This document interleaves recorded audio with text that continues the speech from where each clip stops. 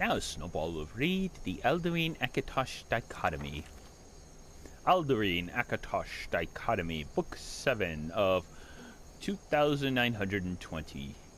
The last year of the First Era. Snowball has not found that many books. By Alexandri Simon, High Priest of the Akatosh Chantry Rayrest. As High Priest of the Akatosh Chantry, I have dedicated my life to the service of the Great Dragon. He who was first at the beginning, he who is greatest and most powerful of all the divines, he who is the very embodiment of infinity.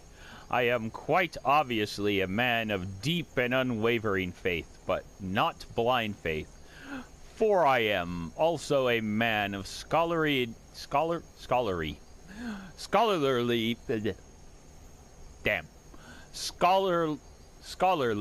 endeavors, and have always valued education and the pursuit of truth in all its forms, and so I have had the honor and privilege of making it my life's work to discover the truth about Akatosh in all our beloved divines' incarnations throughout the civilized world.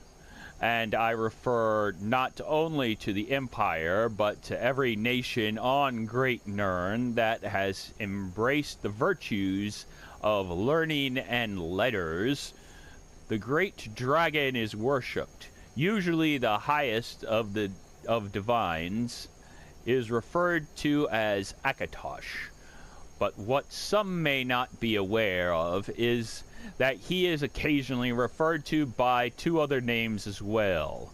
The Aldmer refer to Akatosh as Ariel. The Nords call him Alduin. No, he's not Alduin. Alduin ain't Akatosh. The Nords call him Alduin. Those names come up repeatedly in certain ancient texts, and in each one, it is clear that the deity in question is none other than he whom we call Akatosh. Yet there are those who believe, even in this enlightened age, that this is not so, that the regional interpretations of Akatosh are not interpretations of Akatosh at all. Rather, they are references to altogether different deities. Deities who may or may not share the same aspects or be the great dragon at all. Many Altmer of Somerset Isle worship Ariel, who is the soul of Anuiel, who in turn is the soul of Anu, the everything. But if you ask the High Elves themselves, as I did when I traveled to Somerset Isle to continue my research, the majority will concede that Ariel is but Akatosh with a different name, colored by their own cultural beliefs.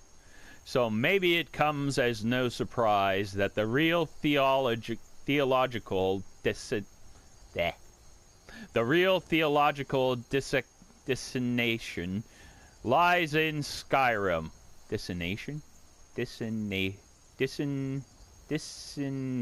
Dissension. The real theological dissension lies in Skyrim, among the Nord people, renowned as much for their stubbornness as they are for their hardiness and prowess on the fields of valor. When I journeyed to the stark White Province, I was surprised to find a people whose views on Akatosh are almost diametrically opposed to those of the Altmer. The majority of the Nord people seem to believe that their Alduin of legend is not Akatosh, but another deity entirely. A great dragon, yes, but not the great dragon. Determined to get to the heart of the matter, I consulted with several Nord chiefs, among them an old and respected clan chief by the name of Bjorn Much-Bloodied. Bjorn Much-Bloodied. And what surprised me most about those I talked to was not that they believed in Alduin instead of Akatosh, but that they recognized Alduin in addition to Akatosh. In fact, most children of Skyrim seem to view Akatosh in much the same way I do. He is, in fact, the great dragon, first among the divines, perseverance personified, and more than anything, a force of supreme good in the world. Alduin, they claim, is something altogether different. Whether or not he is actually a deity remains in question, but the Alduin of Nord folklore is in fact a dragon, but one of so ancient and so powerful he was dubbed the World Eater, and some accounts even have him devouring the souls of the dead to maintain his own power.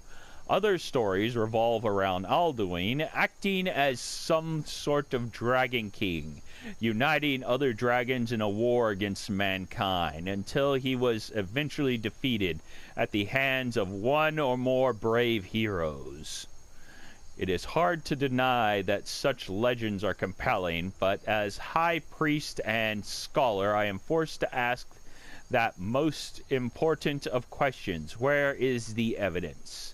The Nords of Skyrim place a high value on their oral traditions, but such is the core of their unreliability. A rumor passed around the Wayrest Market Square can change so dramatically in the course of a few simple hours that by the end of the day one might believe half the city's residents were involved in any number of scandalous activities. How then is an educated, enlightened person possibly supposed to believe a legend that has been passed down by word of mouth only for hundreds or even thousands of years? The answer to such a question is simple: he cannot.